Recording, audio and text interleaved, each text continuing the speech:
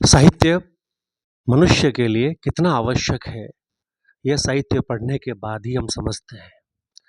साहित्य पशु से अलग करता है क्योंकि मनुष्य में सबके हित को साधने की सार्थकता क्षमता होती है। सबके हित को साधना साहित्य होता है।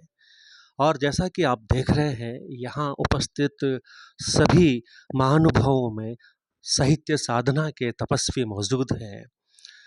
दोस्तों, मैं एक बार फिर आपके सामने मौजूद हूँ। राम शर्मा कापरेन, लेखक, साहित्यकार और अभिनेता। एक विशेष मंगल बेला में हम यहाँ उपस्थित हैं। कोटा और हाड़ौती की महनीय साहित्य शख्सियतों के बीच में आज हमारे सामने हैं श्रीमान राजेंद्र राव साहब। जी हाँ, परिचय का मोहताज ये नाम बिल्कुल कभी नहीं रहा है, क्योंकि जब बात गद्य की आती है, रामचंद्र शुक्ल कहते हैं कि गद्य का बिना नाम निकषम। गद्य कवि के लिए एक कसौटी होती है। उस कसौटी में आख्यायिका, कहानी, कथा बहुत महत्वपूर्ण विधा मानी जाती है। हमारे हिंदी साहित्य में जब गल्प लिखे जाते थे, तब आख्याओं का दौर शुरू हुआ और ये कहानियाँ जीवन के मूल मंत्र के रूप में सामने आती है। तो आइए बिना किसी विलंब के स्वागत करते हैं हमारे आज के मुख्य अतिथि और हमारे आज के मुख्य शख्सियत श्रीमान राजेंद्र राव साहब से। बहुत बहुत स्वागत करता हूं सर मैं आपका। धन्यवाद जी। मैं जब आपका साहित्य पढ़ता हूं, तब पहली ही बात मेरे जहन में उठती है कि कथा क्या व्यक्ति के लिए उतनी आवश्यक है जितनी आपने महत्वपूर्ण बना दी है। देखिए, हर एक चीज का अपना महत्व होता है जी। और महत्व को बनाया नहीं जाता, महत्व को हासिल किया जाता है, प्राप्त किया जाता है। अब ये इस पर निर्भर करता है कि कथा आपके मन को कितना भाती है। आपका मन करता है हम इस कथा को सुनते चले जाएं, या उस कथा को सुनते हुए आप उबने लगे, नींद आ जाए। तो ये कथा पे निर्भर है। आपकी कहानियां जब बार बार पढ़ने योग्य हम मानकर पढ़ते हैं, तब एक थोड़ी सी टीस अवश्य उठती है। वो टीस मैं आपके सामने रखूं पाठक के तौर पर। आपने रिश्तों के ताने बाने को बहुत अलग तरीके से बुना है। क्या यह आत्मचेतना का विषय रहा है, या आपने जानबूझकर ऐसा किया है? रिश्तों का ताना बाना अलग ही तरीके से बुना है, इसके पीछे क्या कहानी है? देखिए, इसको थोड़ा दूर रख सकते हैं और थोड़ा करिए। हाँ। देखिए, हर रिश्ता एक कहानी होता है और ये मनुष्य की स्वाभाविक प्रवृत्ति है कि वो अपने रिश्तों को खूबसूरती देना चाहता है। कोई भी ऐसा नहीं चाहता कि ऐसा रिश्ता हो जिसमें एक स्मरण करते ही सौंदर्य बोध ना होता हो। मगर दुर्भाग्य से सारे रिश्ते, ज़्यादातर रिश्ते ऐसे होते हैं जो आज इस मानक पे खरे नहीं बैठते। जी। तो उन रिश्तों को किस तरह से खूबसूरत बनाया जाए, इसके लिए उन रिश्तों का मूल्यांकन या उनको देखने का अंदाज वो बदल दिया जाता है।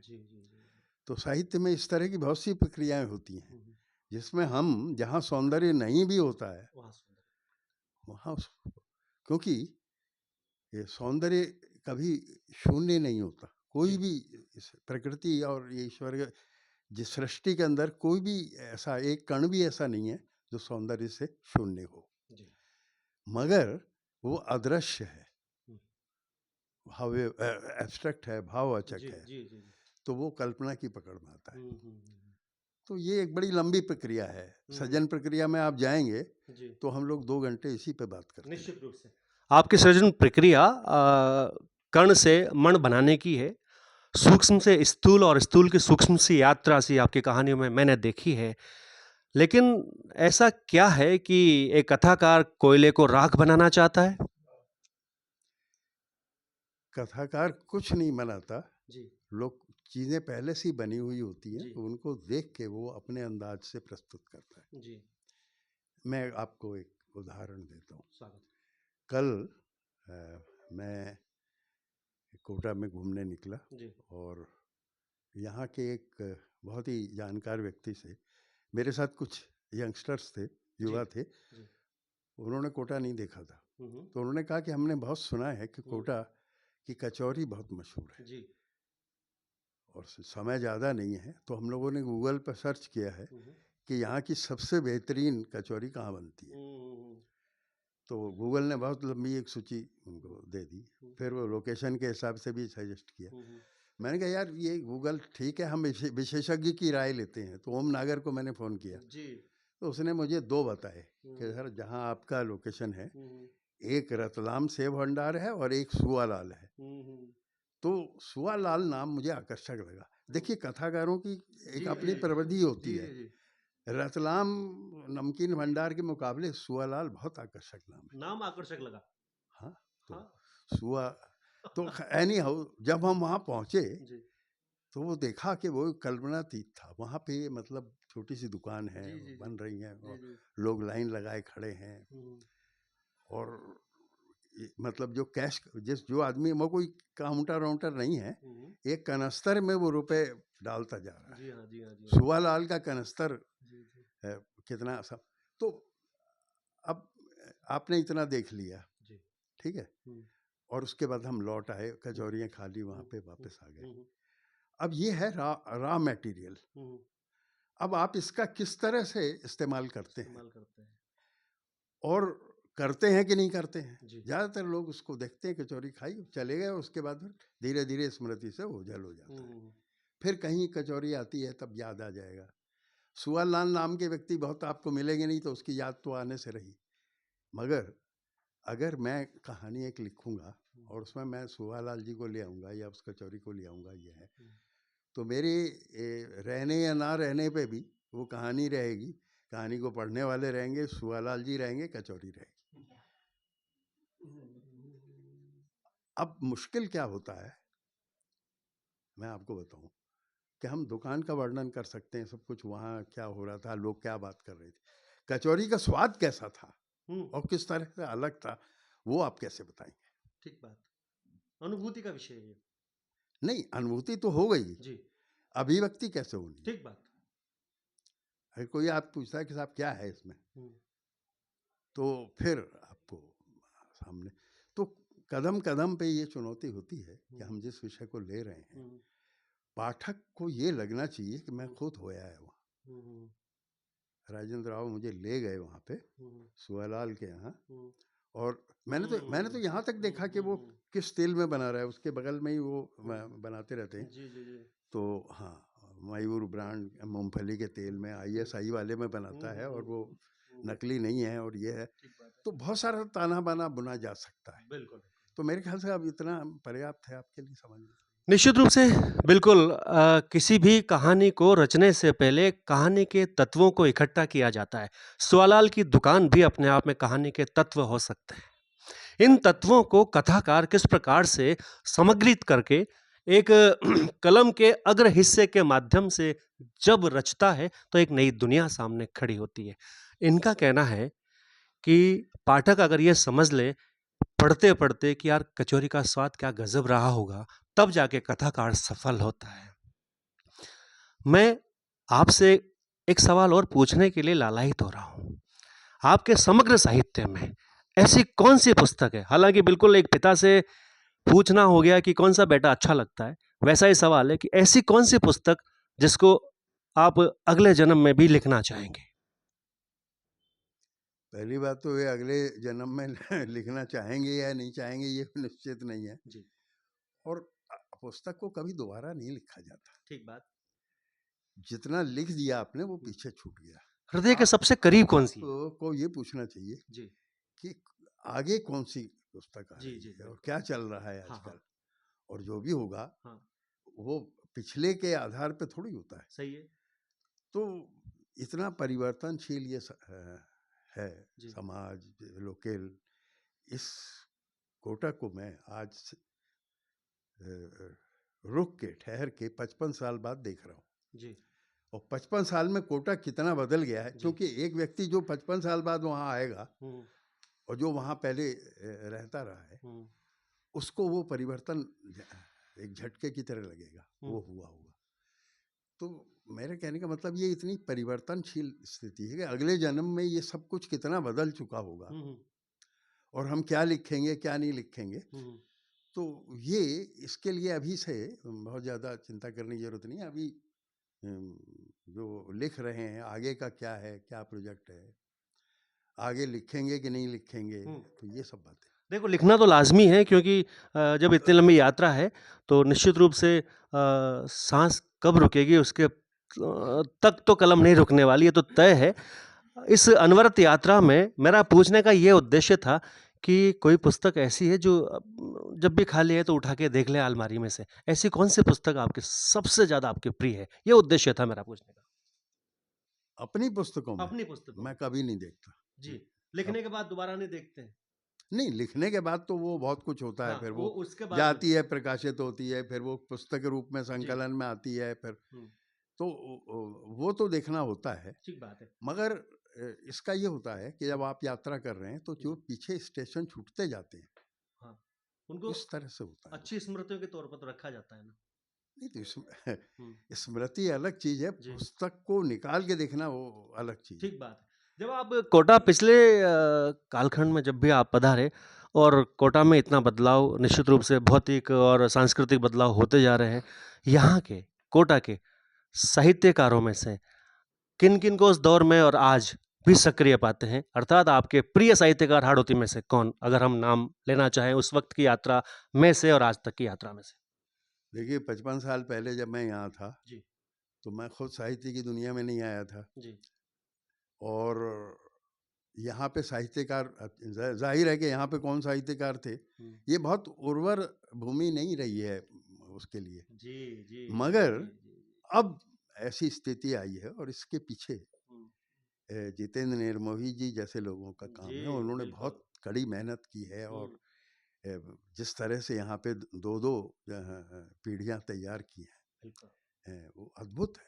जी, 55 साल का सबसे बड़ा परिवर्तन मुझे यही नज़र आया बस यही पूछने का और मेरा उद्देश्य था। इसीलिए मैं इनसे मिलने आया था कि जी। किस तरह से इन्होंने ये किया। पहले हुँ, तो यहाँ कुछ भी नहीं था, 60 के दशक हुँ। पिछले साल नाम के लिए नहीं था और राजस्थानी या हाड़ौती वाली क्षेत्रीय भाषा की तो कोई अलग पहचान नहीं थी, राजस्थानी से थी, राजस्थानी के बीसियों डायलेक्ट हैं। हुँ, तो इन्होंने जो काम किया है, हुँ। वो मैं उसको समझने आया था, जी। तो वो मगर ये सब होने लगा बीच में तो वो हुँ। छूट गया।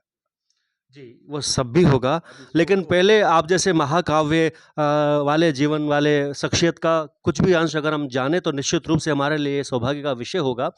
आप जैसी शख्सियतों को मिलना और उनके साथ 2 मिनट बात करना भी हम सब के लिए ये फलदायक होता है।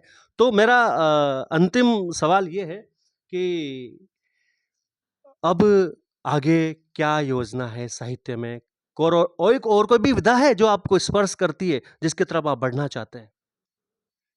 देखिए, आपने कहा ना मैं काव्य में मेरी गति नहीं है, गद्य की विधाओं में मैंने काम किया है। जी, कहानियों पे तो ज़्यादातर काम हुआ ही है, जी, कथा पे, जी।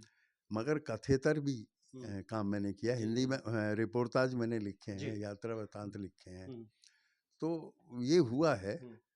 और हाँ, क्या प्रश्न था आपका? भविष्य में अब भविष्य में आगे क्या योजना है और कथेतर में किस तरीके से आप और बढ़ना चाह रहे हैं? हाँ, अभी तो ये योजना है कि शाम की गाड़ी से वापस जाना है और हाँ। उसके बाद वहाँ जाके मैं एक बड़े समाचार पत्र का जी। साहित्य संपादक हूँ। जी, जी, जी, तो जी। वहाँ पे जो काम जिस काम के लिए कार्य पेंडिंग है, मुझे लौट के जाना नाम भी पड़ रहा बता है दीजिए, उसको नाम जाके भी बताते चलें अखबार का। दैनिक जागरण। दैनिक जागरण। हाँ, तो वहाँ जाके पहले वो देखना है। तो अभी तो दिमाग में यही है। देखिए, ये लेखन के लिए बहुत मुश्किल होता है, कम से कम मेरे लिए तो क्या मैं कल क्या लिखूँगा, हुँ, ये अभी ये अभी तय नहीं है। आज तय नहीं है, कल का। नहीं, चल तो रहा है वो, जी। मगर जैसे आपने देखा होगा हुँ, कि रॉ फुटेज बहुत सारी कर ली एग्ज़ैक्टली। जाती है बिल्कुल, और उसको फिर एडिट कर करके होता है। सही कहा। कई बार उसको रिजेक्ट भी कर देते हैं, हुँ, तो हुँ। ये है। हुँ, हुँ। हो सकता है कि आप जिस तरह से मेरा साक्षात्कार जी। कर रहे हैं, जी, जी। वो बड़ी अनोखी जी। तरीके का है। जी। मैं इसी पे कल कुछ लिखूँ। अंतिम अंतिम अंतिम ये था, आए थे हरिभजन को, होटल लगे कपास। तो प्रभु ये स्थिति है। और हम जैसे उदित नव कलमकारों के लिए अंतिम आशीर्वाद और मार्गदर्शन। देखिए, कुछ ना कुछ जी नया करने की सोचिए जी हमेशा। और जिस काम के लिए लोग मना कर रहे हो आपको, उसको जरूर करिए। तभी आपके लिए कुछ संभावना बन सकती है, सही कह रहे हो। वरना तो आप फिर वो वहीं रह जाएंगे। बिल्कुल। तो दोस्तों, ये थे हमारे साथ में महान शख्सियत, एक बड़े साहित्य के बड़े पद पर अवस्थित श्रीमान राजेंद्र राव साहब। ये साक्षात्कार हमने मदर टेरेसा स्कूल में श्रीमान योगेंद्र शर्मा साहब के सौजन्य से लिया है। आइए, एक बात उनसे भी मैं अवश्य करना चाहूँगा। आइए सर, नमस्कार, कैसे हैं? नमस्ते, नमस्ते जी, नमस्ते। आप इस तरह के आयोजन करते हैं, तो ये कहाँ से प्रेरणा मिलती है? ये ईश्वरीय प्रेरणा है। जी मैं स्वतः ही इस ओर अग्रसर होता चला गया। जी और मेरे बीच में जो साहित्यकार मुझे मिले, पत्रकार मिले, तो मुझे ऐसा एहसास होता था कि मैं वास्तव में कुछ इनसे प्रेरणा लेकर कुछ अच्छा काम करूँगा। और अब मेरा जो शिक्षण का कार्य था कक्षाओं में या विद्यालय में, वो लगभग निवृत्त हो चुका है। इसलिए मैंने साहित्य की ओर कदम रखा है। और मेरी भी सिर्फ 7वीं किताब है, वो स्वतंत्रता आंदोलन की भूली बिसरी यादें, अभी जो विमोचन किया। हाँ अभी विमोचन किया है। तो ये मेरा एक शौक माने, एक जुनून माने। और मैं चाहता हूँ कि मेरे अपने आने वाली जो पीढ़ी है, ये उसका जरूर दर्शन करे, जो हमारे इस धरती पर वीर बहादुर बलिदानी लोग पैदा हुए हैं, जो बिसराए गए हैं, वो भी सामने आने चाहिए। जी। तो जो बिसराए गए हैं वो भी सामने आने चाहिए, और जो है उनके मार्गदर्शन को भी नई पीढ़ी को पाते रहना चाहिए, मिलता रहना चाहिए। ये थे आज इस साक्षात्कार में श्रीमान राजेंद्र राव साहब। बहुत बहुत धन्यवाद।